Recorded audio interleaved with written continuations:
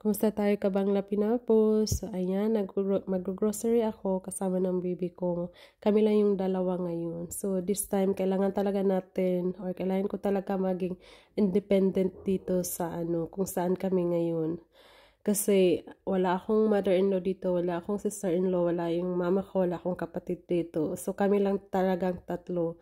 So, hindi lahat ng oras yung asawa natin, asawa ko na andyan lagi kung meron kaming kailangan. So, ayan, ngayon wala siya dito, kaya kailan ko mag-grocery kasi meron akong kailanganin sa bahay. So, wala akong choice. Dito ko lang to nagawa sa Europe, yung mag-grocery na ako lang mag-isa or kami lang dalawa ng bibi ko. Never ko to nagawa sa Bangladesh for mga 6 years na ako sa Bangladesh. Hindi ako nakalabas na ako lang mag-isa na pumunta sa store, bumibili ng mga kailanganin.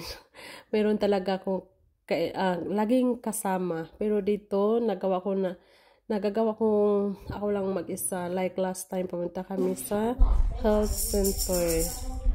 Kasi may kailangan yung baby ko meron siyang for 18 months immunization. So, kailangan niya yun dito. So, ayun, dinala ko siya sa health center na ako lang din yun mag-isa.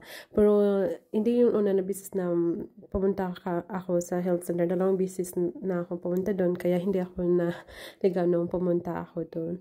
So, that time also, yung asawa ko, hindi siya nakasama sa amin. Kasi meron din siyang appointment. Same time sa appointment niya sa health center. So, kaya hindi siya makasama sa amin. So, no choice talaga din ako na ako lang pumunta sa health center kasi nag-message din sila sa appointment ng baby ko at sabi na hindi dapat ma-miss yung appointment niya.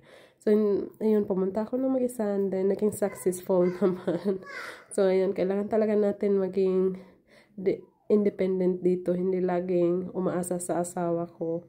Kaya minsan nakakapat-proud yung sarili ko kasi kahit takot na ako, kahit nanginginig ako, kahit nag-alala ako, kasi minsan pag meron akong gawin na bagay tapos medyo hindi ko siya laging ginagawa, kinakabahan talaga ako, natatakot, nag-iisip ko kung anong mangyayari.